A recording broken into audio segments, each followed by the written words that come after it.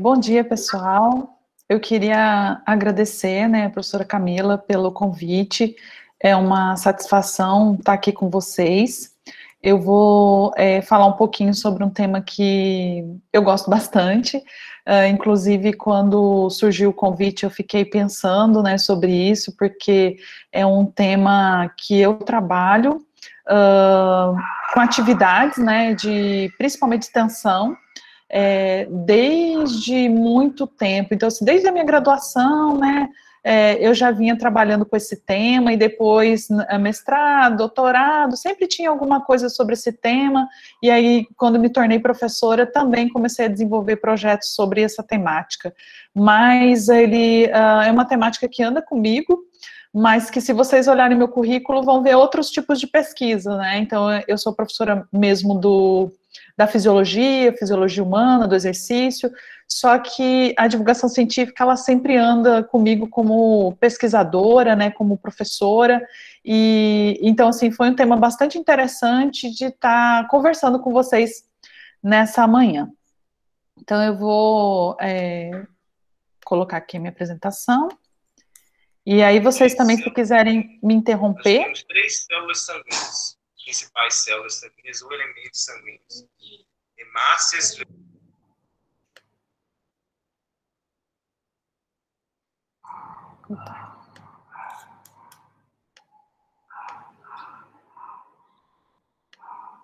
Vocês estão conseguindo ver minha apresentação? Sim, Pro. Sim, Grazi. Sim? Então, o objetivo dessa conversa nossa hoje é sobre divulgação científica em tempos de pandemia, o papel das universidades, né? Eu vou estar apresentando para vocês, eu sou a professora Graziele Borges.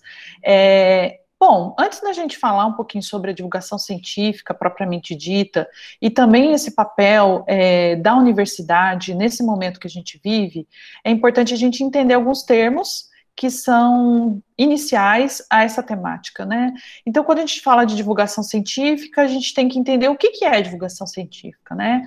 A gente tem alguns termos que estão associados a ela, por exemplo, que vocês já devem ter ouvido falar: comunicação científica, popularização das ciências, e esses termos, eles aparecem tanto em editais, tanto em eventos, congressos, quanto às vezes em componentes e tudo mais. O que é divulgação científica, popularização da ciência, comunicação científica? Eles estão interligados?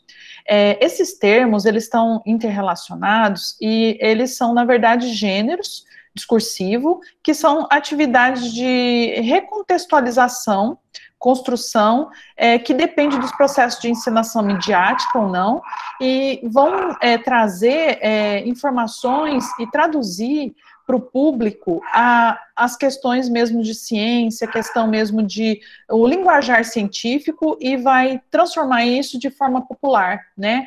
Articular com a forma de entendimento e vai criar, então, uma relação dialógica, né, onde o pesquisador, o jornalista, aquele que escreve algo, ou então cria um infográfico, cria uma imagem, vai tentar traduzir aquilo que a ciência produz, aquilo que a ciência desenvolve, para que isso se torne de forma clara e consiga, então, realizar uma comunicação e consiga passar essa informação e passar tudo isso que a gente tem produzido dentro, por exemplo, da universidade. Então, são termos importantes. Quando a gente fala de comunicação científica, a gente pensa assim: comunicação científica é algo só para cientistas. Comunicação científica são aquelas revistas, aqueles artigos que nós lemos, geralmente quando estamos estudando um componente, ou quando estamos fazendo uma pesquisa, a gente pensa dessa forma. Mas não, a comunicação científica, ela é mais abrangente do que isso. Eu posso realizar comunicação científica para cientistas, como eu estou trazendo aqui um exemplo de uma revista, né, que é um periódico, que é a revista Saúde e Sociedade, onde tem aqui artigos escritos, vindo de pesquisas, né, de cientistas, pesquisadores, ou eu também posso trabalhar com a comunicação científica para a população. Então, se vocês observarem aqui essa revista, que é uma revista da Universidade Federal de Santa Catarina, ela é uma revista voltada para público que a gente considera academicamente como público leigo, né, que não necessariamente está na academia, não necessariamente está vinculado a um curso de graduação. Então, aqui a gente vê que a comunicação científica, ela pode servir e deve servir tanto para o público de pesquisadores, como principalmente para a população, né? Então, a gente que está dentro de um curso, a gente geralmente trabalha mais com esses textos aqui, né? Essa modalidade textual, que é uma comunicação científica.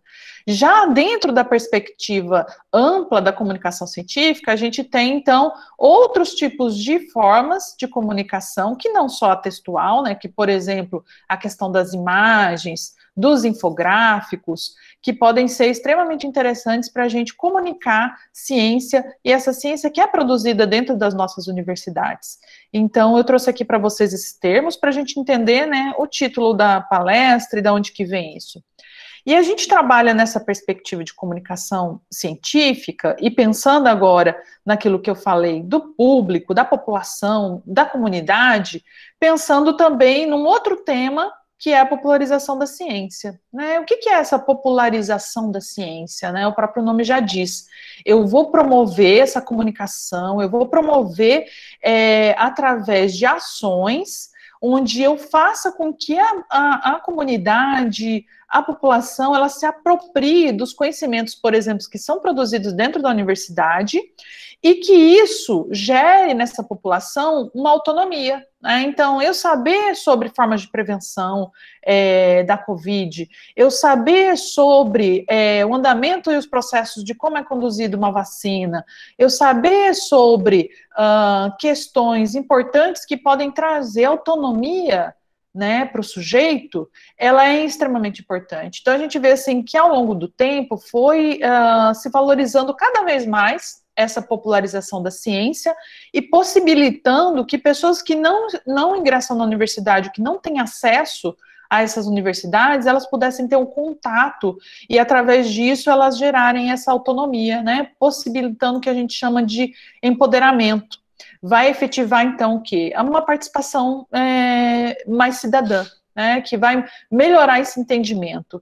Eu trouxe essa imagem aqui, que ela é bem interessante, que mostra, por exemplo, os museus, né, museus de anatomia, museu de ciência, e esse aqui achei bem interessante, que foi um museu que eu trabalhei, né, que é um museu de anatomia, que hoje ele é um museu interdisciplinar, ele tem mais de uma área, e esse museu de anatomia recebia, então, escolas, recebia organizações, pessoas que não estavam vinculadas academicamente à universidade, mas que vinham conhecer e receber essa comunicação científica. E aí eu trouxe aqui outra ação, né, de popularização de ciência, que é um outro museu também, Universidade Federal de Goiás, outras universidades, a Universidade Federal do Rio de Janeiro, a USP também, todas têm esses museus que trabalham com essa questão de popularização da ciência e trabalham com essa comunicação científica, né, e na verdade comunicação científica para a população. E aqui até mostra um relato, né, que são relatos que a gente ouve muito da população, né, por exemplo, Ana Beatriz, de 10 anos, ela foi visitar o museu, né, de anatomia, e ela relata como é interessante tudo que ela viu, né, que ela viu esqueletos, pulmão, coração, também viu os fetos nos vidros, de verdade. Ela ficou um pouco triste, porque aqueles bebês com deficiências, isso deixou ela muito triste, né, e isso estava associado ao que ela recebeu de informação ao uso do álcool, ou drogas, né, e aí ela relata, ainda bem que a minha mãe não bebe e nem fuma. Então, assim, você vê que é a popularização da ciência no ato de comunicar o que a gente constrói dentro da universidade, que são os conhecimentos, que são as pesquisas, e o empoderamento e autonomia das pessoas sendo construída a partir daquilo que é produzido dentro da universidade. Então, isso é muito interessante. E, assim, faz lembrar também uma história, assim, que eu vivenciei, né, que eu trabalhava num projeto de extensão, assim como vocês devem trabalhar em muitos projetos aí por aí, e esse projeto de extensão atendia um bairro que chamava-se Vila Esperança, que era ao lado da universidade. E esse projeto era especialmente com acadêmicos da área da saúde, que trabalhavam com idosos. E desse projeto, um dia eu estava trabalhando com esses idosos e eu perguntei, né, para aquela comunidade, para aqueles idosos, se eles conheciam a universidade. E eles falaram que não conheciam a universidade e que eles nunca tinham nem entrado na universidade. Ou seja, tinham pessoas ali de 60, 70, 80 anos e a universidade estava presente ali no mínimo 30 anos. Existia apenas uma rua que dividia a universidade desse bairro. Então, aquilo, assim, me chocou muito, né, porque eu tinha a oportunidade de estar lá dentro e estar recebendo toda aquela informação, todo aquele conhecimento, e essas pessoas que viviam ao lado da universidade não tinham tido acesso a ela, né, então daí a gente fez um convite, organizou uma visita ao museu, né, e então elas começaram a conhecer a universidade, começaram a entrar nos portões da universidade, começaram a vivenciar a universidade sem precisar estar inscritos e matriculados, porque a universidade pública, ela é da população, né? Ela não é do acadêmico, ela não é do professor, e a gente tem que entender isso de forma mais ampla, que geralmente a gente não tem visto isso de forma tão fácil, né, tão linear. Então, assim, a divulgação científica, que é o nosso tema de hoje, ela perpassa pela comunicação e ela perpassa pela popularização da ciência. Então, se a gente for ler sobre o assunto, for estudar sobre o assunto, a gente vai ver que vários autores, eles classificam de diferentes formas esses termos. Mas a maioria deles entende como divulgação científica tanto essa comunicação quanto essa popularização. Então, o ato de se comunicar, o ato de informar, o ato de popularizar através de diversos meios, sendo eles midiáticos ou não, vai fazer com que eu realize, então, o que a gente chama de divulgação científica, né? Então, se vocês observarem esse post aqui que eu trouxe para vocês, é de um projeto da Fiocruz, que é o projeto Covid-19, de divulgação científica, o próprio nome já tem esse termo, essa terminologia, e esse post aqui é muito interessante, né, ele vem aqui informando, então, a população, né, é a Covid ou o Covid? Porque isso aqui gerou muita discussão ao longo do tempo, então eles foram investigar essa temática e de forma rápida, clara, com imagens, conseguiram, então, informar, né, sobre essas questões e tudo mais. Bom, e essa questão de divulgação científica no nosso país, ela tem se aprimorado cada vez mais, a importância dela tem sido relatada e construída cada vez mais. A gente hoje tem programas de pós-graduação que trabalham só com divulgação científica. Então, assim, depois dessa nossa conversa, se alguém se interessar em trabalhar com isso, ou se alguém quiser fazer uma pós-graduação dentro da área da saúde e trabalhar com divulgação científica, existe um campo para isso, então não preciso ser jornalista para trabalhar com divulgação científica na área da saúde, né? Eu posso ser um profissional da saúde que trabalha com divulgação científica, e existe um campo para isso, existem até contratações específicas em locais que precisam desses profissionais, então esse também é um campo de trabalho, né, que a gente pode estar pensando no futuro, e vocês também.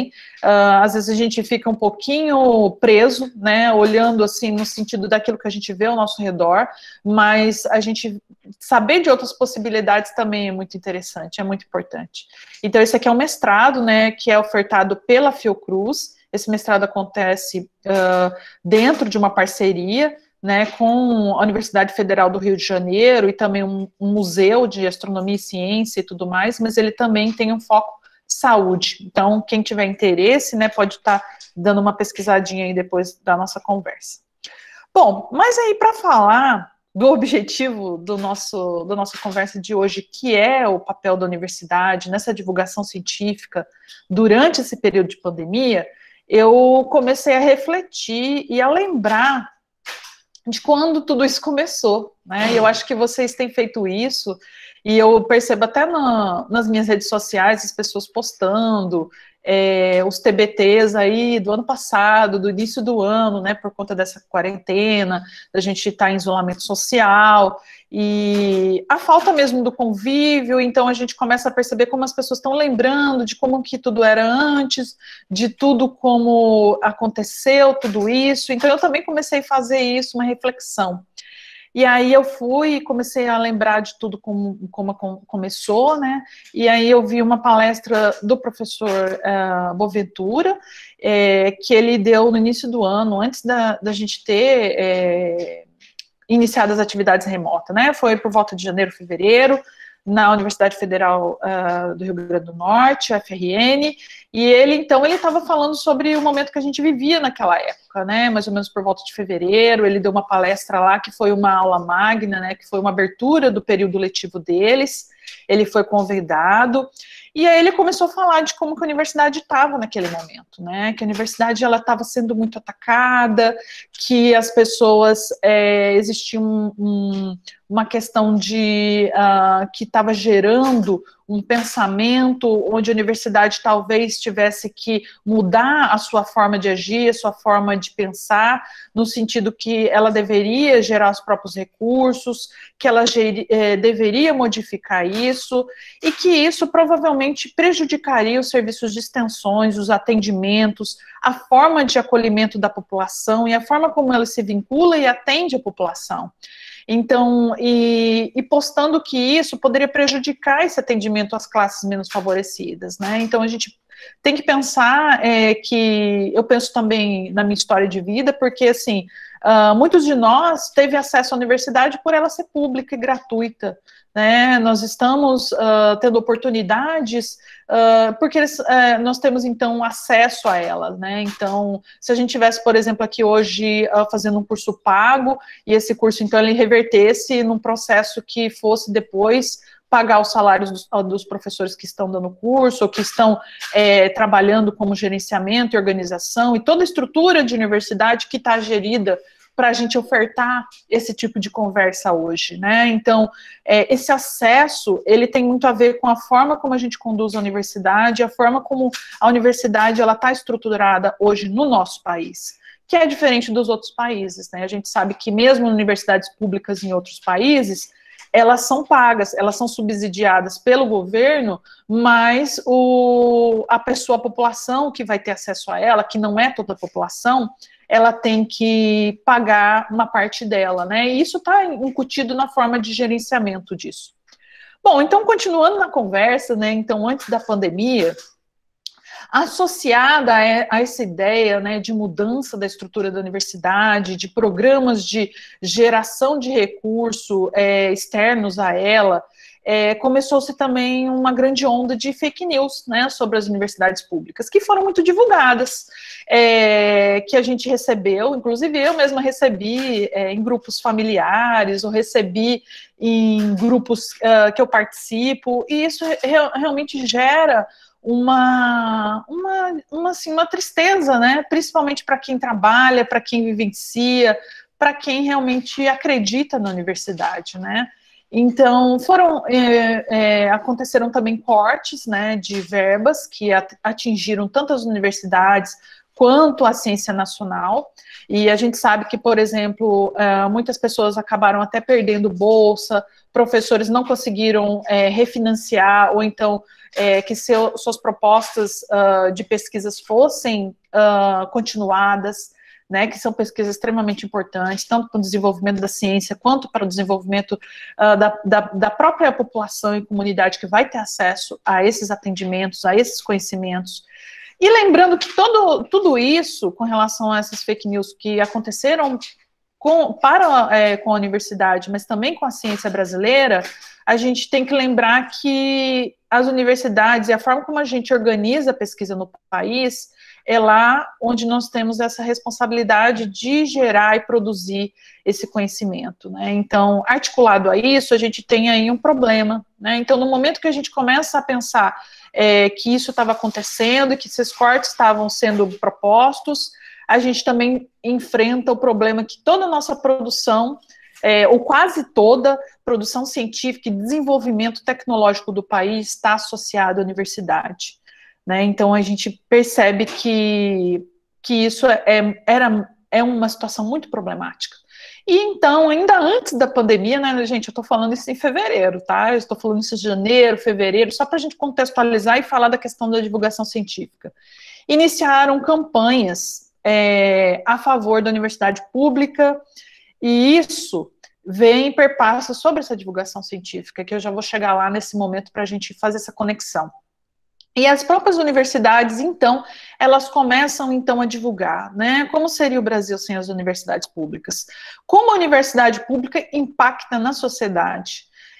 Então, começaram a gerar esses questionamentos, essas repercussões, e aí começaram a ter movimentos demonstrando isso, né? E a gente passa, então, de fevereiro para abril, onde a gente tem, então, efetivamente, a notícia, né, que as universidades públicas, então, receberiam esse corte, e que isso também acumula junto com o processo do surgimento dos novos casos, dentro do Brasil, da Covid, e então as universidades começam a suspender o calendário acadêmico, começam a repensar a sua atividade, e a suspensão do calendário acadêmico indica manutenção das atividades de forma remota, mas as atividades de ensino deveriam ser repensadas, né? E essa atividade de ensino, ela vem através também da Organização Mundial da Saúde e outros órgãos dentro do nosso país que indicaram uma recomendação de distanciamento social, né, que a gente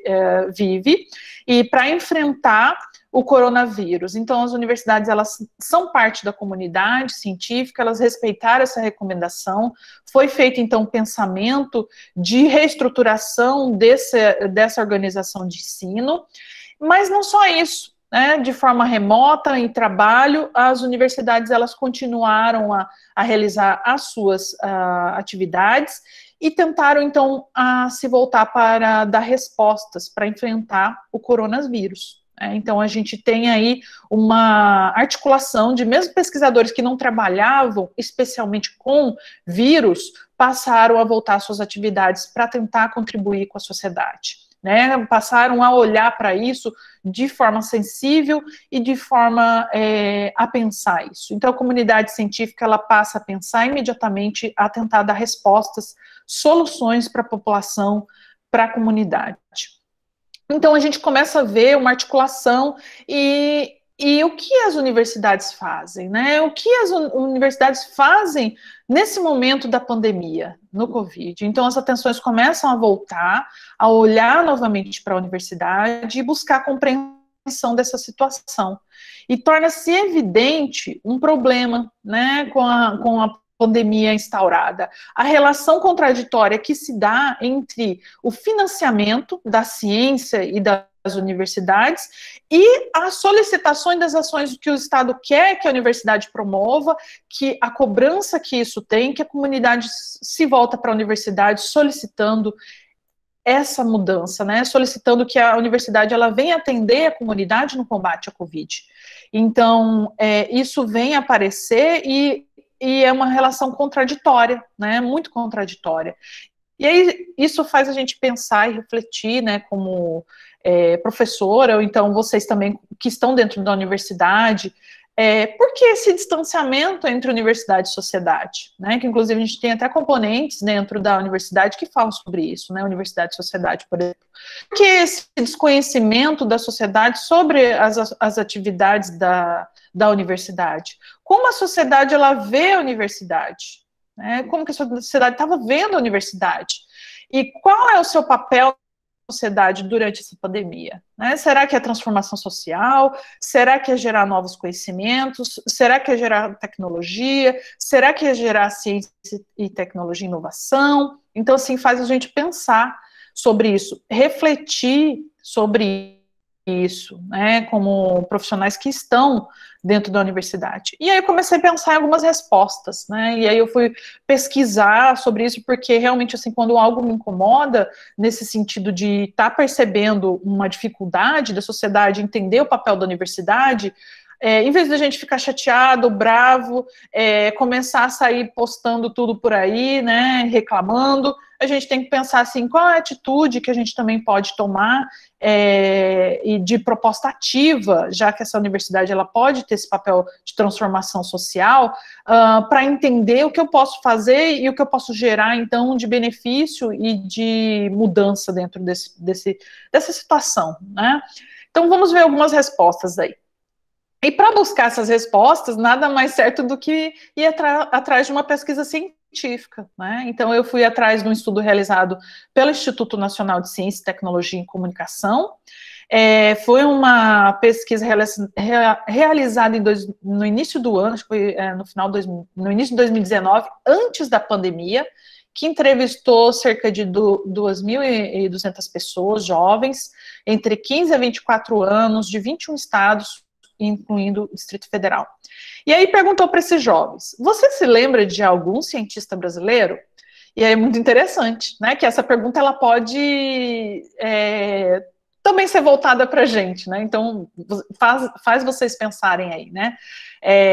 Vocês lembram de algum nome de cientista brasileiro? Né? Então vamos começar por aí, né? E a gente sabe que esses cientistas, a maior parte deles estão dentro das universidades, por conta da organização de ciência que a gente tem no país. E aí 93% não se lembra de nenhum cientista, né? Talvez de cientistas famosos, né? Eu posso lembrar de Einstein e tudo mais, mas isso não faz parte da ciência brasileira. Tudo bem. Você se lembra de alguma instituição que se dedique a fazer pesquisa científica no Brasil? Olha que interessante essa. E a gente sabe que, se não todas, né, vamos dizer assim, a maioria faz pesquisa científica. E aí 87% desses jovens indicam que não se lembra de instituições que se dediquem à pesquisa científica no Brasil. Isso é muito interessante. É muito ruim, né, e faz a gente pensar daí agora na divulgação científica, que é o que a gente vai conversar e está conversando agora. E aí a gente vê outras respostas bem interessantes também. Os jovens manifestam dúvidas também sobre controvérsias sociais e políticas que atravessam a ciência hoje, que era em 2019. 60% dos jovens, daqueles 2.000 lá e poucos, não sabiam que antibiótico não combate vírus. Tudo bem, vamos continuar. 25% acreditam que vacinar as crianças pode ser perigoso, né? Outra questão aqui. 54% concordam que os cientistas possam estar exagerando sobre os efeitos de mudanças climáticas. E aí, assim, dentro dessa pesquisa, a maior parte dos jovens, eles acreditam que a questão de mudanças climáticas apresentadas pelos cientistas, ela é verdadeira. Só que eles acreditam que os cientistas estão exagerando, né? Então, existe aí um juízo de valor sobre a ciência que é produzida e o que é divulgado dentro dessa ciência. 40% dos jovens dizem não concordar com a afirmação que os seres humanos evoluíram ao longo do tempo e descendem de outros animais. Outras perguntas que surgiram que também fazem a gente pensar em divulgação científica e fazem a gente pensar em como a população vê a ciência, a universidade no nosso país. Quais destes meios você usa para acessar o conteúdo de ciência e tecnologia? Aí a gente vê o Google aqui como o primeiro lugar, né, 79%. Isso a gente sabe, inclusive dentro da própria academia, né, que a gente tem o Google como uma ferramenta e observa até mesmo os estudantes pesquisando bastante no Google.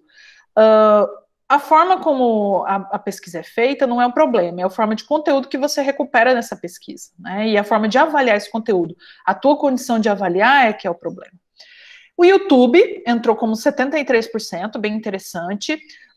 WhatsApp, né? Então eu tenho aqui o WhatsApp bastante frequente. Facebook, redes sociais aqui entram com forte influência sobre como as pessoas veem ciência e tecnologia e as universidades no nosso país. E aí eu vou associar isso também a esse patamar. Os blogs, Twitter, podcasts, né? Então eu tenho aqui uma questão interessante. No geral, você diria que considera muito fácil, difícil, muito difícil saber se uma notícia em ciência e tecnologia é verdadeira, né? E aí eles indicaram como é difícil e muito difícil. Então eles reconhecem que é difícil e muito difícil. Só que assim, tem uma parcela grande que acredita que é fácil, né? Então assim, isso é preocupante, porque o fato de você estar entrando no Google YouTube, a maior parte dessas pessoas, né, desses jovens, e tá achando 30% quase, né, achando que é fácil identificar, né, se isso é verdadeiro ou não, saber dessa notícia. Então isso é um pouco preocupante, porque realmente a gente sabe que mesmo a gente sendo pesquisador, não é fácil né, a gente está encontrando, sabendo das verdades. A gente tem que buscar a fundo, e isso demora e, às vezes, precisa bastante conhecimento até mesmo de buscar. E aí eu continuei pensando sobre essa situação, né, mas será que é assim mesmo? Por que que isso é assim? Então, eu vi uma entrevista, né, do professor Nielo Biso, da Faculdade de Educação da USP. Ele é especialista em educação científica e ele aponta um fato que eu achei bem interessante, que a grande mídia brasileira, né, que a gente tem atualmente, não valoriza, ou principalmente na época de 2019 até o início da pandemia, que eu posso citar que é o momento dessa entrevista, que foi antes, né, do momento da pandemia, não valoriza devidamente os feitos da ciência nacional, não valoriza a universidade, né? Então, se você abrir, por exemplo, um site, abrir em 2019 um site desses de comunicação, na internet, por exemplo, você não via nada sobre a universidade. Ou via muito pouco, ou via algo que fosse relevante cientificamente, que fosse mais no aspecto de boatos e fofocas. E depois a gente vê uma transformação, né, da questão do problema da fake news, um problema de denegrir mesmo a imagem da universidade com fatos enganosos, com fatos mentirosos, né? E aí a gente vê isso também sendo propagado. E aí, com o início da pandemia, a gente vê uma mudança nesses canais de comunicação, né? Não todos, é claro, é óbvio, mas a gente começa a ver, por exemplo, repórteres, jornalistas, eles estarem indo nas universidades para começar a entrevistar os pesquisadores, começar a saber, por exemplo, sobre o desenvolvimento das vacinas, sobre protocolos relacionados à Covid-19, e aí a gente tem, então, uma reportagem, por exemplo, falando sobre essa aproximação dos cientistas e da mídia, né, que foi uma reportagem que foi divulgada no site, inclusive, da Unicamp.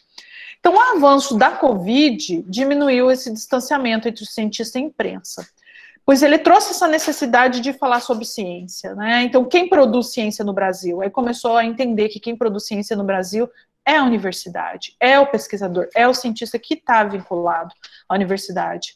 E foi buscar, então, informações confiáveis dentro dessa universidade. E aí, o pesquisador, o professor, o cientista, na verdade, ele se deparou com uma situação, né? Então, como ele ia fazer essa comunicação? Como ele ia informar isso à população? E como que isso ia se traduzir numa informação que fosse efetiva? Como que essa comunicação ia ser feita? Então, por exemplo, hoje, nessa mudança de perspectiva, a gente observa, eu retirei isso ontem, né, do site da revista Veja, falando que os mitos e as verdades, tudo que a ciência já sabe sobre a pandemia, né? Então, vem falando sobre a questão da resposta da ciência, e principalmente com relação também à resposta da ciência do Brasil, e a gente começa a verificar que começa a ter um papel de destaque, né, a ciência. E aí, voltando um pouquinho antes ainda, porque essa reportagem aqui eu retirei de ontem, né, do site da revista Veja, e esse daqui eu retirei, só que na verdade foi publicado em maio, 12 de maio de 2020, então esse aqui era o momento que a pandemia tinha tido um forte início, né, a gente já estava em distanciamento, isolamento social, e aí a gente observa essa mudança de perspectiva no meio de divulgação científica, e esse meio, como eu digo, um meio popular, né, não são revistas científicas, mas começa a ver, tipo, uma preocupação, uma aclamação que as atividades das universidades, elas não fossem interrompidas, e pela sua importância na sociedade, né? Então você vê que acontece um olhar totalmente divergente daquele olhar inicial, né? E a gente vê a questão da divulgação, a gente vê a questão de como isso é tratado e como isso é visto, né? Então a gente vai observar que a partir dessas mudanças, a gente começa a destacar alguns papéis primordiais, né?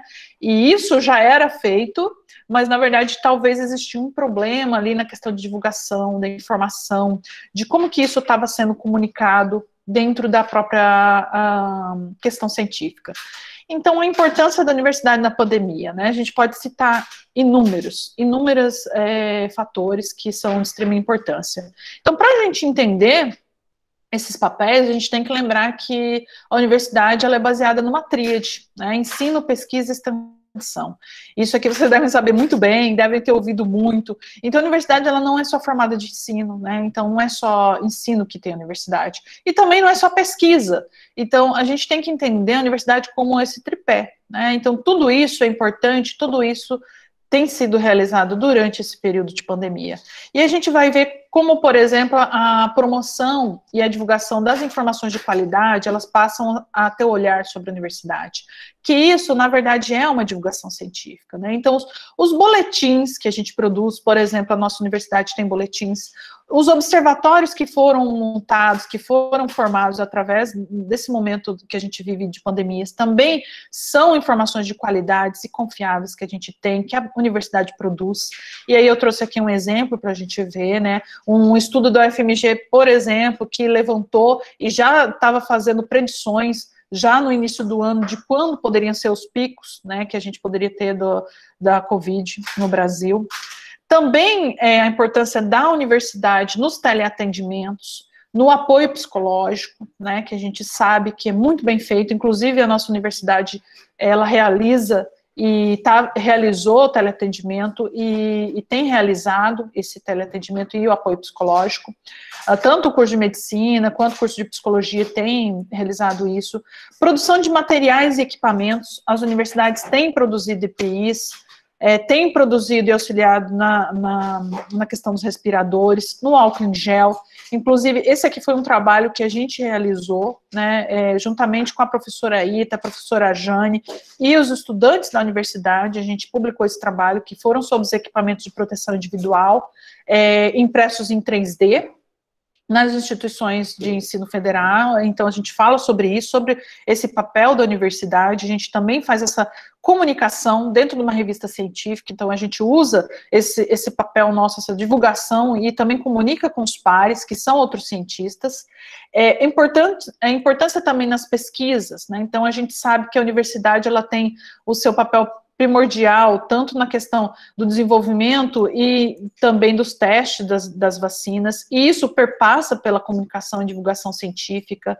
A gente observa isso feito de forma muito clara nas universidades, e por si só a promoção dessa divulgação científica, ao acesso à informação que a gente pode dar à população, o combate à fake news, a informação e educação em saúde, que podem ser trabalhados por meio de cursos, por meio de outras atividades que a gente realiza, atividades de extensão, por exemplo, e a gente vê, por exemplo, surgindo nesse aspecto da divulgação científica, centrais de informação, onde o indivíduo poderia entrar em contato nas universidades, diversas delas criaram isso, e além dos materiais mesmo de divulgação, né, que foram criados, por exemplo, para prevenção, com relação à Covid-19. Né? Então, a gente pode encontrar todas essas informações dentro do portal de monitoramento das universidades do MEC. Né? Isso aqui é uma informação importante, né, para quem está estudando sobre as ações das atividades das universidades nesse momento, né, de pandemia. Então, você vai observar que temos aqui dessas instituições, 91 instituições realizando produção de álcool em gel e outros produtos. E aí, falando sobre divulgação científica, que é o tema da nossa conversa de hoje, material educativo que está sendo repassado para a população, 82 universidades têm produzido esse material, o teleatendimento, orientações de esclarecimento, que também é uma forma de comunicar, também é uma forma de estar dando respostas a dúvidas e a questões que a população tem também. Então, a gente tem esse trabalho registrado e sendo mostrado para a sociedade em geral. O que antes a gente tinha muita dificuldade, não quer dizer que a população tenha acesso a esse portal, porque realmente não tem, mas a gente tem que trabalhar com isso, tem que fazer essa divulgação, porque isso é extremamente importante para mostrar esse papel fundamental que a universidade tem. Então, além de outras atividades aqui que eu poderia estar relatando, mas a gente pode estar conversando depois da minha fala. E aí, nesse sentido, você observa, por exemplo, que a questão de atividades suspensas, nós não temos nenhuma universidade no país com atividade suspensa, né? Todas elas estão em atividade, trabalhando claramente com relação às suas atividades e também com relação às atividades voltadas para a Covid-19. Né? E aí a gente observa entre essas atividades, por exemplo, os projetos, né, que isso faz parte também da divulgação científica e da produção científica das universidades. Os editais, eles começam, então, a ser lançados com foco a essa questão da Covid-19. Dentro da nossa universidade, por exemplo, nós tivemos o edital de extensão, né, do enfrentamento da pandemia, e a gente tivemos diversos professores, né, pesquisadores e extensionistas que estão atuando em projetos financiados pela própria universidade, e temos muitos projetos que não estão financiados, mas que também estão acontecendo, e de certa forma a gente também tem feito trabalho para o combate às fake news, né, com relação ao que é lançado sobre as próprias divulgações que acontecem com relação à universidade. Então aqui eu estou mostrando para vocês uma imagem produzida pela Unicamp, esse daqui é da UFLA, né, Federal de Lavras, e aí não acredite nem compartilhe fake news, né, informe-se, a gente tem uma luta contra essa questão das fake news que atingem as universidades públicas no país. E a gente tem várias outras universidades trabalhando com isso, a gente pode simplesmente pesquisar isso, vocês vão localizar todas as universidades que têm feito um trabalho sobre isso. E não só, né, esse trabalho contra, mas também a questão de informação e criminalização das fake news, né, então a gente tem universidades trabalhando para identificar, né, então denuncie, isso pode tratar-se de calúnia ou difamação, e a partir disso você pode então registrar uma denúncia contra uma fake news que está sendo propagada sobre essas questões de divulgação mesmo sobre as universidades, né? E aí, voltando um pouquinho para a questão da Covid-19, a gente vai pensar que a gente tem a produção científica, né, que ela vai se tornar em comunicação científica através do que a gente produz dentro do que é divulgado nas revistas científicas e nos periódicos científicos. E a gente tem, então, aqui uma busca que eu fiz, né, fiz essa busca ontem, sobre termos de produções, então, que utilizaram essa temática, né, Covid-19. E aí encontrei no PubMed 75.563 resultados, ou seja, até ontem a gente tinha tudo isso produzido que estava nesse portal. É claro que se a gente entrar no portal de periódicos CAPES, entrar em outros locais de busca, nós podemos encontrar um número maior ainda que esse, né? E aí faz a gente pensar, né? Então, quer dizer, a universidade... as pesquisas no mundo, vamos dizer dessa forma, estão produzindo muito material. Será que esse material ele chega na população, né? Será que isso é popular? Será que eu consigo ter acesso a isso?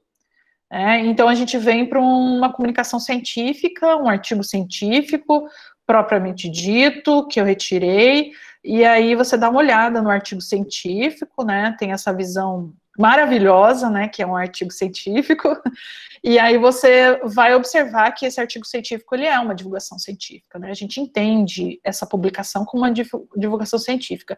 E aí, como essa situação que a gente está discutindo hoje, a gente começa a pensar nessa questão, né, e começa a se questionar, será que as pessoas têm acesso a isso? E vocês sabem a resposta, né? Será que esse tipo de publicação é destinado a qual público? Né, aos pares, pesquisadores, pessoas que estão trabalhando com evolução da ciência. Será que os gestores que vão tomar decisões ou que estão implementando protocolos, eles compreendem o que está aqui? Será que a população compreende o que está aqui? Então, aí vem o nosso questionamento, né?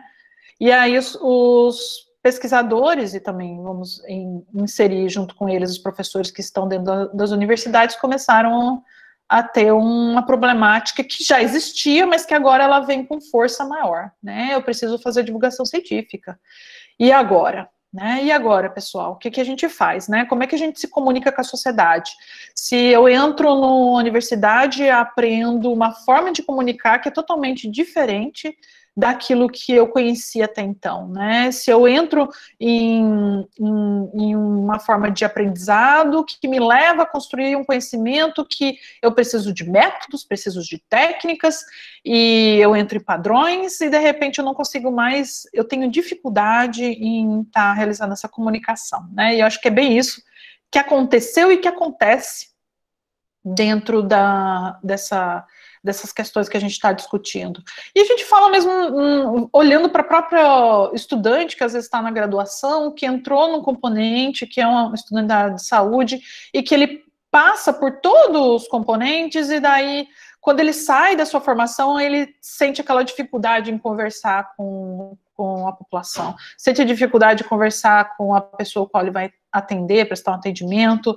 É claro que a gente tenta minimizar isso, mas isso geralmente acontece, a gente percebe isso, e a gente até ouve relatos sobre isso, né? Então, isso também está relacionado à produção científica e o papel da universidade, e essa questão de divulgar tudo que é produzido.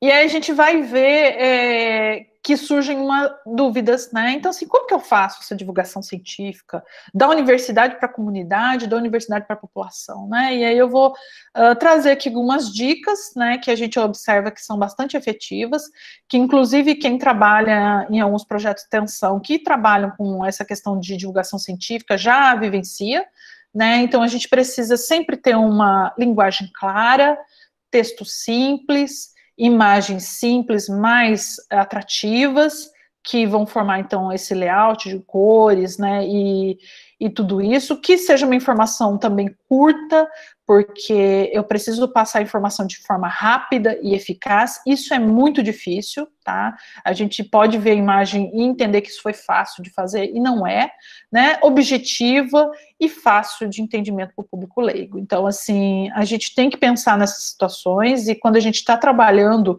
eu sei que vocês passam por muitos componentes que trabalham isso, né? Educação popular, saúde e tudo mais, mas a gente tem que parar e pensar, né, porque a gente precisa dar resoluções e trabalhar com esse pensamento também.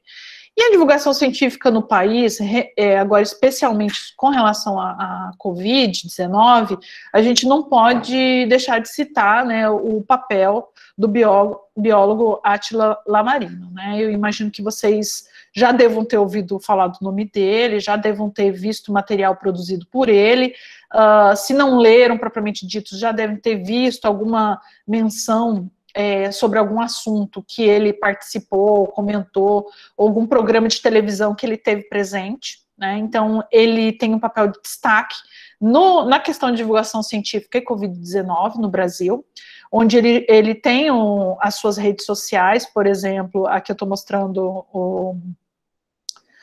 o Twitter dele, né? E aí vocês podem estar conhecendo. E aí, assim, como não deixar de falar na questão da divulgação científica no vídeo, que inclusive possivelmente deve ser um dos mais acessados, né? Que provavelmente vocês receberam isso via rede social, até mesmo WhatsApp, que é quando ele começa a falar transmitido numa live em 20 de março, né, de 2020, sobre tudo que a gente iria vivenciar pela frente, né? Então isso assustou muita gente, isso fez muita gente pensar, muita gente não acreditou no que ele estava falando, e aí a gente vê um fator primordial aqui da atuação dele como um divulgador científico, né? Então é importante trazer ele aqui nesse momento para falar da questão de uma divulgação efetiva que ele fez. E aí, se a gente observar o vídeo dele no YouTube, com mais de 5 milhões de acessos, e que depois isso gerou convites, né, com o qual ele foi para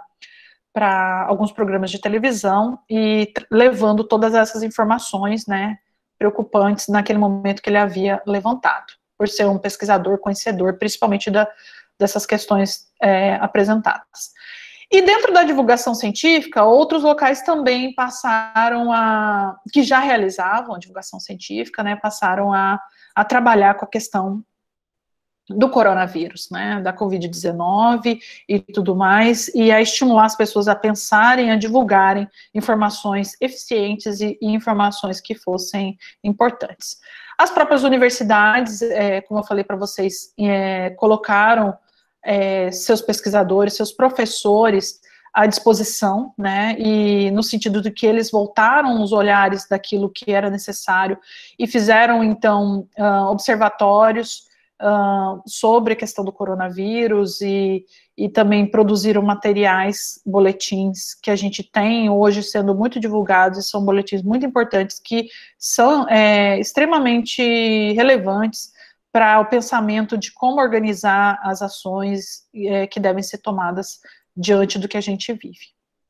E a gente tem fontes eficazes e fontes seguras, onde a gente pode localizar as informações, tanto de número de casos, quanto as repercussões. Isso a gente tem que tomar bastante cuidado, né, que é uma coisa que a gente precisa fazer. E outras universidades pensaram, então, nas redes sociais, que são canais importantíssimos de divulgação científica, né, que a gente observou muito bem ali naquela pesquisa que eu mostrei para vocês de 2019, que grande parte dos jovens atualmente acessam as redes sociais para saber sobre ciência, tecnologia e outras coisas mais, né. Então a gente vê aqui, por exemplo, o Instagram de um grupo da FMG, né, que fala sobre projetos, cursos relacionados à Covid-19. Com relação aqui, nós também vamos ter pesquisas científicas, que inclusive dentro da nossa universidade a gente tem várias delas acontecendo.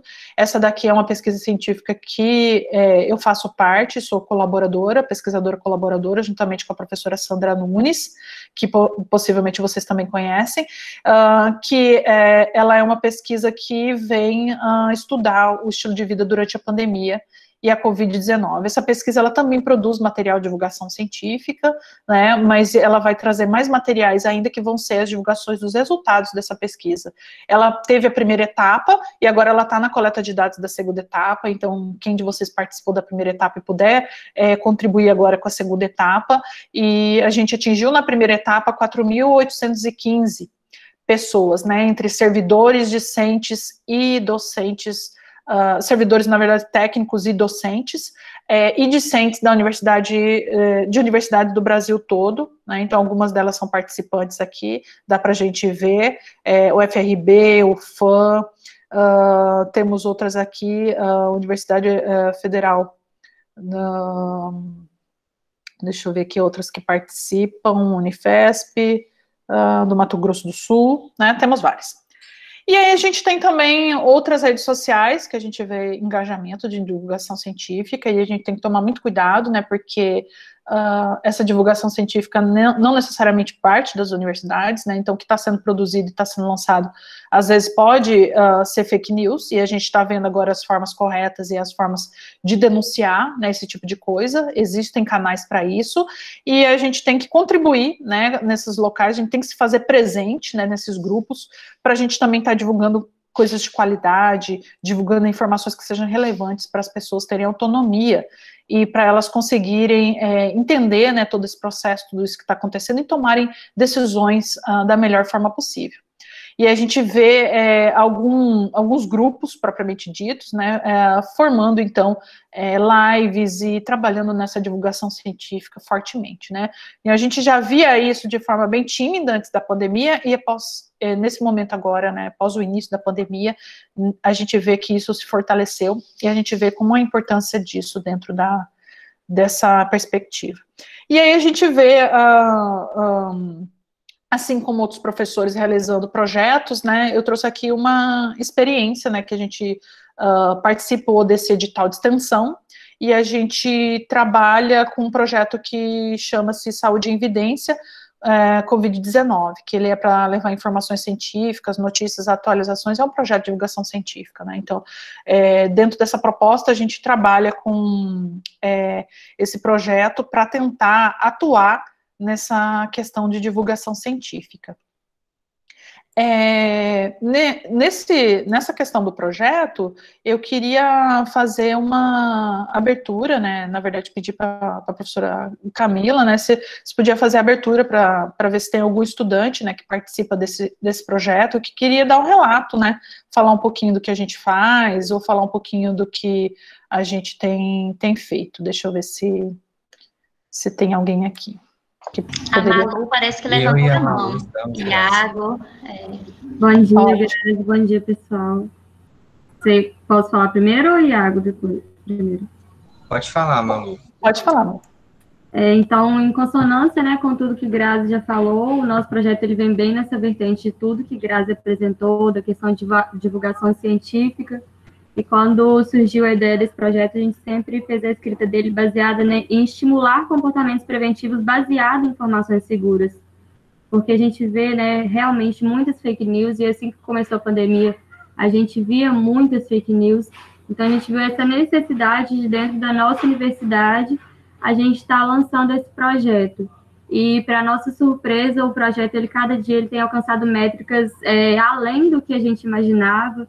Muitas pessoas comentando como é importante ter essa informação baseada naquilo que é verdadeiramente científico, né? Que muitas vezes a gente vê informações circulando como se fossem científicas, mas, na verdade, não são. Teve até uma questão do coronavírus relacionada a uma bactéria, como se fosse um pesquisador que tivesse lançado essa fake news. Então, o nosso projeto, através da mídia social, ele tem vindo ao encontro, né, de tudo isso que Grazi falou. E é muito satisfatório para a gente saber que a gente pode contribuir com a ciência, né, com a promoção da saúde dessa forma.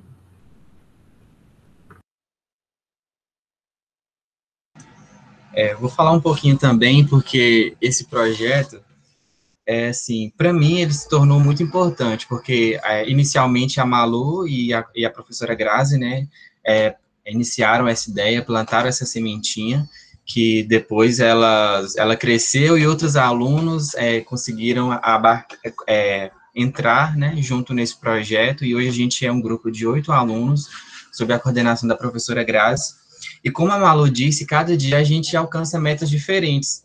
Nós levamos o nosso projeto para ser apresentado no primeiro Congresso Nacional de Inovação e Popularização da Ciência, o qual recebemos uma menção honrosa pelo trabalho, e isso nos motiva cada vez mais a estar buscando essa democratização da informação para diferentes públicos, para crianças, para jovens, adultos, idosos. A gente entrou com a nova proposta de charges, de histórias em quadrinhos no Instagram, que está muito legal. Se vocês puderem, depois vão lá conferir essa história em quadrinhos das aventuras de Telisaga contra Leite Corona.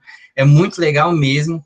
E, assim, é um projeto muito gratificante, como o Malu disse, pelo retorno do público que a gente tem, pelo fato da gente estar crescendo cada vez mais. Isso demonstra que nós, sob a orientação da professora Grazi, conseguimos diferenciar informações, buscar informações de elevado grau científico nos meios de informações seguros, nos meios oficiais de comunicação de saúde, né, que são os nossos órgãos federais e até mesmo internacionais.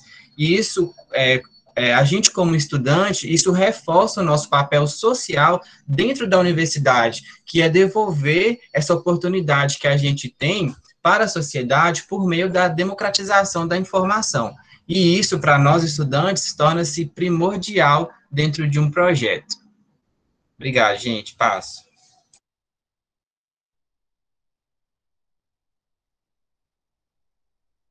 É só acrescentar, né, deixar um convite a vocês, quando vocês verem alguma informação legal, pode mandar lá no direct do Instagram, que às vezes a gente recebe, né, alguém perguntando se é fake news, se a gente sabe alguma coisa sobre aquele assunto, que a gente tenta estudar dentro do grupo e trazer de forma pertinente para as outras pessoas também. Obrigada, Malu, obrigada, Iago, né, eu acho que eu convidei eles para falar um pouquinho, porque para mostrar também, assim, o trabalho que eles têm feito, né, eu acho super válido, super importante para a gente mostrar essas questões, né.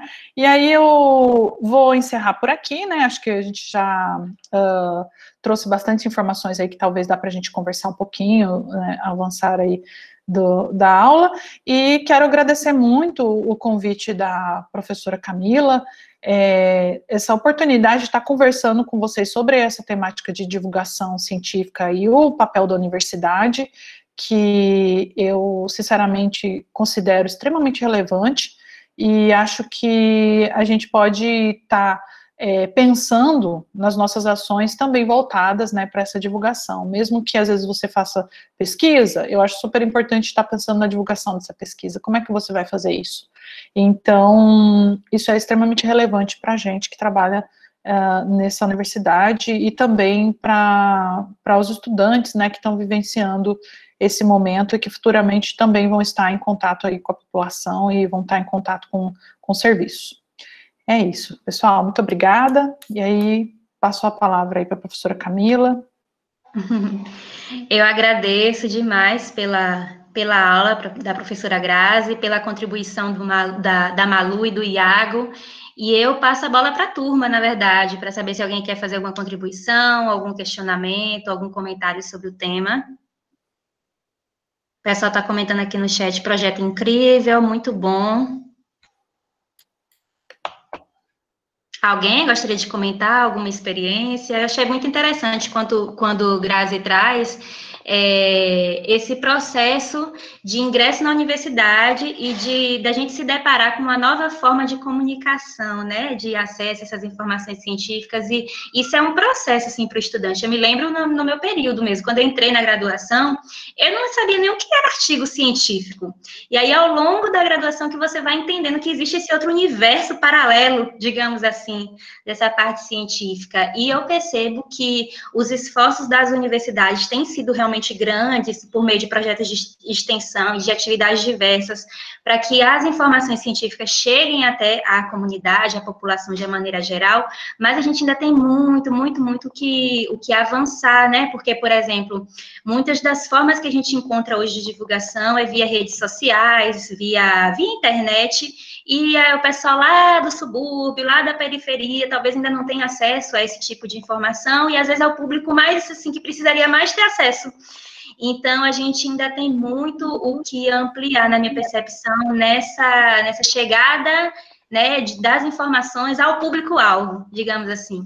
E eu lembro essa reflexão sobre o que fazer, as estratégias que a gente pode pensar, implementar para que chegue, de fato, no público-alvo, elas são muito importantes, e eu lembro que, ao longo da minha vida acadêmica, quando eu comecei a fazer depois o mestrado e doutorado, era uma preocupação que eu tinha, porque, assim, a gente produz as nossas dissertações e teses com uma linguagem muitíssimo rebuscada, elaborada, com termos científicos, técnicos, etc.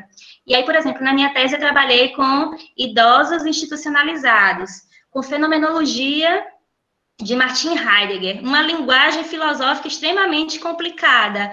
Mas, assim, o objetivo da tese não é pensar na perspectiva de intervenções para melhoria da qualidade de vida daqueles idosos institucionalizados. Como é que eles vão realmente ter acesso aos resultados dessa tese se eu não traduzir isso, né, para eles ou para os profissionais de saúde que lidam com eles ali dia a dia no serviço?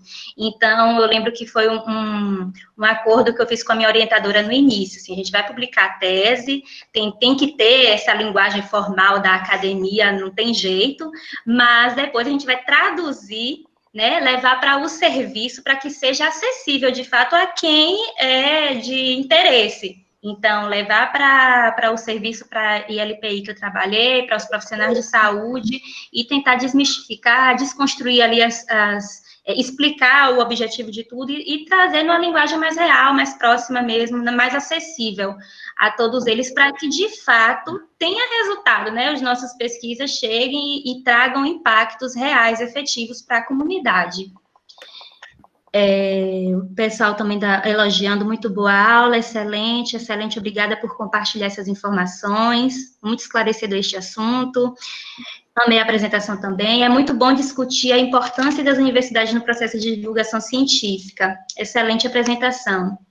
Mas eu queria ouvir os alunos, qual a percepção que vocês têm em relação ao tema e a esse acesso à divulgação científica, o papel da universidade nesse processo. O que é que vocês acham disso tudo? Bom dia, posso falar? Pode, Lucas, fica à vontade. Professora, eu queria agradecer por essa aula, que foi muito valiosa, sabe? A gente entender a imensidão de divulgação científica que existe é muito interessante. Eu queria parabenizar também vocês pelo projeto, porque utilizar as mídias sociais para divulgar informações científicas e traduzir, igual Camila falou, entre aspas, aí, essas informações para que todas as pessoas tenham acesso, é uma ideia fantástica, porque hoje em dia as mídias sociais têm grande representação na sociedade, é um tipo de comunicação social. Então, foi muito interessante, eu sigo a página e nesse turbilhão de informações que existe, a gente saber que são informações confiáveis, são informações com bases científicas, isso é muito, muito legal. Só isso mesmo, só um agradecimento. Bom dia, Pro. Posso falar? Pode, Igor, fica à vontade. Pegando o gancho que o Lucas falou aí, queria agradecer também, né, pela apresentação da professora Grazi e parabenizar o pessoal pelo excelente projeto que vocês realizam. E falar também, né, Pro, porque assim, é um tema que de grande importância. O pessoal que participa do NESP, né, do Núcleo de Estudo em Semiologia Propedêutica, no início da pandemia, a gente fez um projeto que foi sobre a importância das evidências em tempos de pandemia. E aí a gente submeteu num congresso esse projeto nosso, e ele foi selecionado para ser capítulo de um livro. E aí a gente fez um capítulo de um livro, né? E o título do nosso projeto é esse, do artigo, é sobre as evidências, a importância das evidências em tempos de pandemia de Covid-19. E aí a professora, fazendo a apresentação, ficou bem claro, né, que é muito importante sobre isso, para tomadas de determinadas condutas, só a fim mesmo de trazer, né, isso que a gente também, como estudantes, como papel da universidade, né, nós devemos fazer isso, né, buscar metodologias para publicar artigos, fazer estudos que contribuem na formação também nossa, e é isso mesmo. Prof, estão me ouvindo? Sim, Anderson. Agradecer, né, primeiramente a professora Grazi por estar dando essa palestra sensacional. E só fazer um apanhado geral mesmo, né, do que foi falado em relação às evidências científicas, né, e como a divulgação científica, ela é importante, né, dentro desse processo da universidade. E assim, se a gente for parar para pensar, é uma questão histórica, né, esse déficit talvez da divulgação, ele é um problema histórico, né, vinculado muitas vezes à elitização das universidades públicas, e isso é uma questão que deve ser tocada, mas assim, no geral, conciliar evidência científica com a sociedade é fundamental, porque assim, a universidade existe para o povo. Eu acho que isso ficou muito claro na apresentação, e isso é bom, porque a gente, como estudante, como futuro profissional de saúde e como pessoa, a gente tem que entender que a gente está aqui para servir, né? Servir uma sociedade e pensar já que a gente está nesse lugar, né, de universitário, entender o nosso papel e como a gente pode contribuir, né, para a sociedade. Basicamente isso. Obrigado.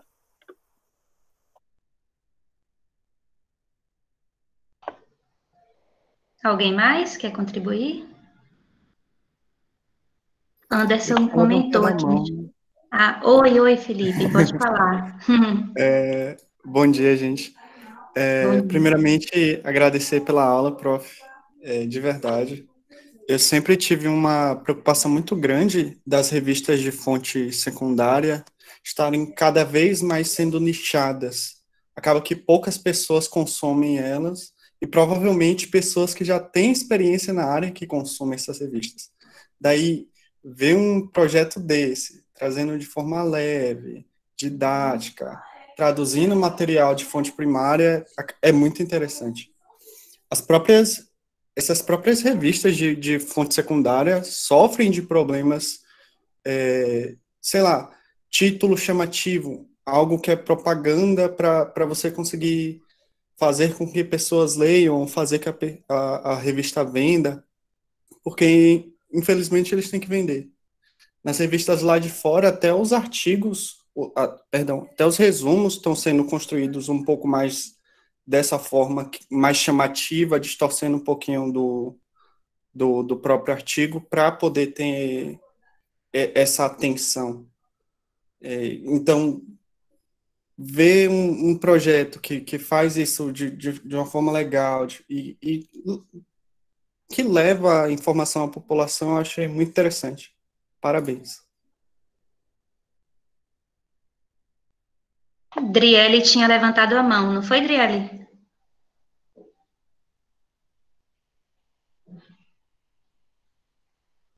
Driele? Você está aí? Aqui no chat, o Anderson comentou, é muito importante entender o assunto. Oi, pode falar, Driele. Também a professora, que foi maravilhosa.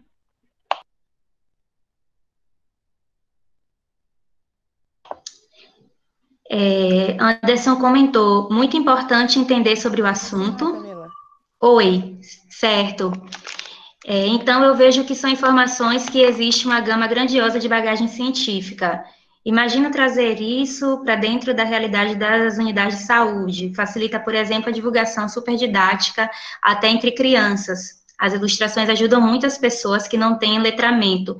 Enfim, acredito que nesse momento, evidências de forma ilustrativas têm sido a chave dentro do processo de promoção à educação e saúde. Utilizar essas metodologias dentro do contexto de novas tecnologias é muito potente, principalmente na área de saúde. Participação de Anderson.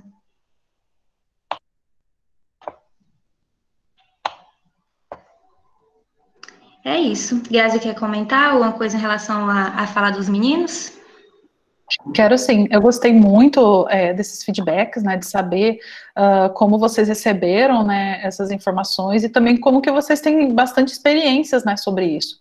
E aí, isso eu já imaginava, né, por conta dos componentes que a gente oferta dentro do BI Saúde, então é perceptível isso, né, depois da minha apresentação, a fala de vocês, que vocês já compreendem esse processo, que vocês já vivenciam esse processo, e isso para mim é muito gratificante, né, de saber e tudo mais. E agradecer também pelas falas, né, carinhosas aí, agradecendo a apresentação.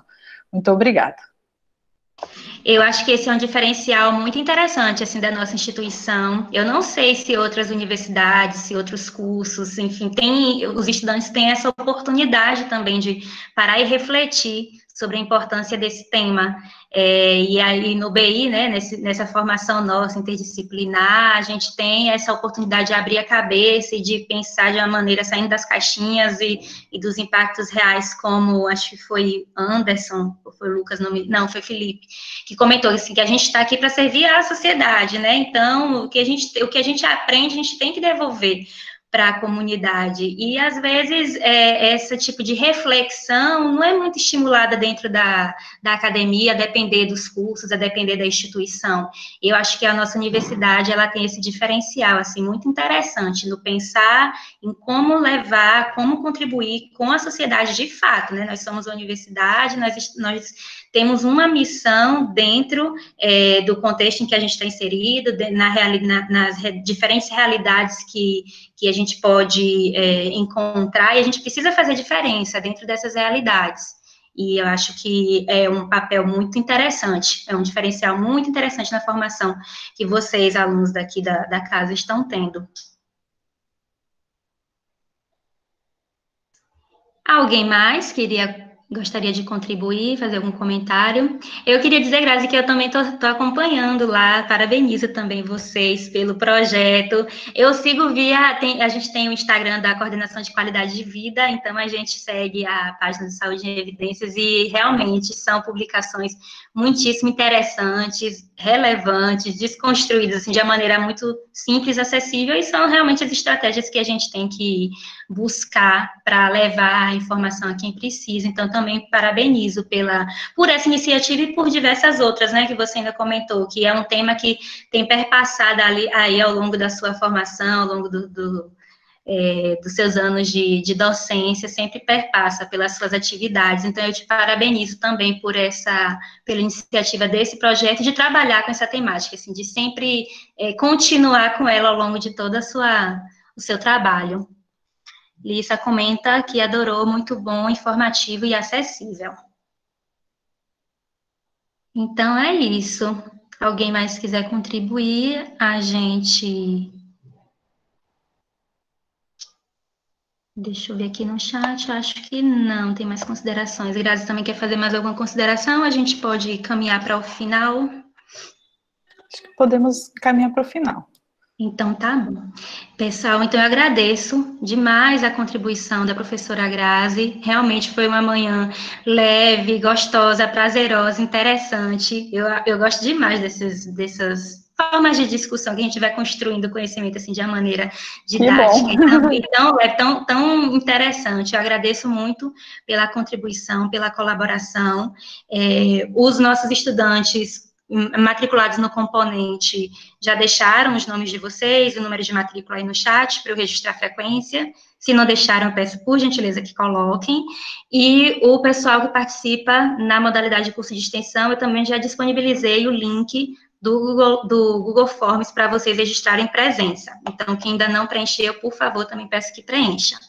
Na próxima semana, nós teríamos a participação da professora Paula. Ela seria até meio que uma continuação das discussões sobre esse tema com a parte das fake news, dos impactos das fake news na comunidade, etc. Porém, Paula comentou comigo ontem que talvez ela não possa contribuir conosco na próxima semana, ela está com umas outras demandas aí, provavelmente no mesmo dia e horário da aula, ela não vai poder estar conosco. Então, a gente vai precisar remarcar o encontro com ela.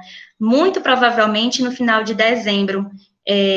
O nosso último encontro seria com a professora Jane no dia 18 de dezembro, para ela trabalhar um pouco dos impactos da Covid, na perspectiva socioeconômica, um ano de Covid no mundo, né, de Covid-19 no mundo, e os impactos socioeconômicos a nível local, regional, nacional e mundial. Mas aí, Jane vai trazer uma convidada para discutir junto com ela o assunto, então a gente vai remarcar esse dia 18, vai ser no dia 17, e provavelmente a aula da próxima semana com a professora Paula vai ficar para o dia 18. Então, semana que vem a gente não vai ter o nosso encontro, e a gente vai fazer um intensivão 17 e 18 de dezembro, pela manhã. Tudo bem para vocês? Anotem aí nas agendas, para que não esqueçam. De qualquer forma, eu fico mais preocupada com o pessoal do curso de extensão, que a comunicação é um pouco mais difícil. Com os alunos matriculados, do componente é até mais fácil. Mas para quem está participando no formato de curso de extensão, então, semana que vem a gente não vai ter o nosso encontro, ele fica remarcado para o dia 18 de dezembro. E a aula prevista para o dia 18 vai ser antecipada para o dia 17. Então, a gente vai ter 2 encontros, assim, 2 manhãs seguintes, 17 e 18 de dezembro, e a gente encerraria as atividades deste ano. Mas no próximo, a gente só está suspendendo a aula da próxima semana, tá? Na outra, a gente mantém a programação. Deixa eu até abrir aqui para ver quem vai ser o próximo convidado. Acho que é a professora Gabriela. Deixa eu confirmar só aqui para falar com vocês. Ô, Camila, agora eu fiquei na dúvida porque eu fui sorteada para ficar com a professora.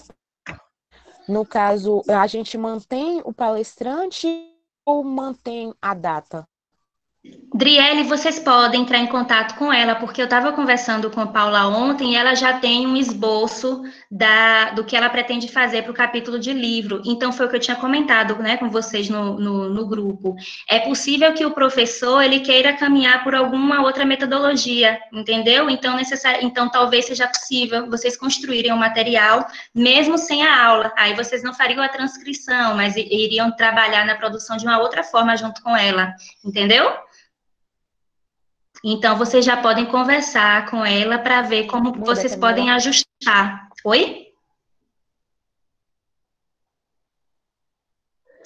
E aí, então, a próxima aula fica... Pronto. Aí vocês podem entrar em contato, eu já compartilhei com os professores todos as respectivas duplas, e o nosso próximo encontro fica, então, para o dia 4 de dezembro, né, de hoje a 15, com a professora Gabriela mesmo. Ela vai trabalhar saúde mental e a experiência da quarentena e isolamento social. Acho que vai ser bastante interessante também, né? A gente vai ter um momento para poder compartilhar como é que tem sido esses últimos meses aí que vocês têm enfrentado, tudo muito atípico para todos nós, e vai ser um momento de pensar e discutir um pouco essa perspectiva da saúde mental. certo? Então, de hoje a 15, no dia 4/12, com a professora Gabriela, Saúde Mental e a Experiência da Quarentena e Isolamento Social. Lisa está comentando aqui, professora Grazi e Mariana, estamos com você. Como fazemos para entrar em contato? Aguardamos seu contato para conversarmos. A Grazi já colocou. Pronto, Marlúcia, eu vou colocar mais uma vez aqui o link do chat, do Google Forms, vocês estão me pedindo. E é isso, se alguém tiver mais alguma dúvida, alguma contribuição, fiquem à vontade, se não tiverem, a gente pode... Deixa eu anotar aqui no chat, frequência.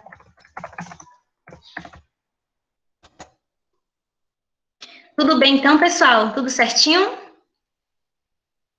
Então, beijos para todos vocês. Professora Grazi, muitíssimo obrigada mais uma vez pela colaboração. Acessem lá o nosso canal no YouTube, tem as outras aulas, se alguém perdeu as outras aulas, eu vou tentar colocar a de hoje, ainda hoje à tarde, lá no nosso canal. E eu acho que a gente está construindo um material interessante lá, mais uma forma de divulgação científica, utilizando o canal. Beijos a todos e todas. Boa tarde para vocês, bom final de semana. Tchau. Tchau, Grazi. Tchau, gente. Boa